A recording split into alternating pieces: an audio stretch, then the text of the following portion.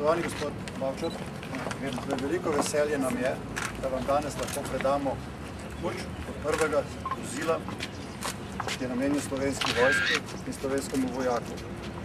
Želimo, da bi vam služilo v najboljši kvaliteti, da bi bilo veliko zaščito slovenskemu vojaku, ki bo po svetu potoval in ščitil ljudi, da bo pripeljal, da bo to vozilo pripeljalo slovenske ljudi in slovenske vojake nazaj srečne in zdrave v domovino.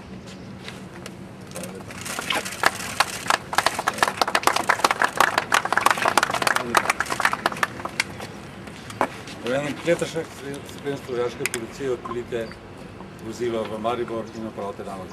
Pozdravljam.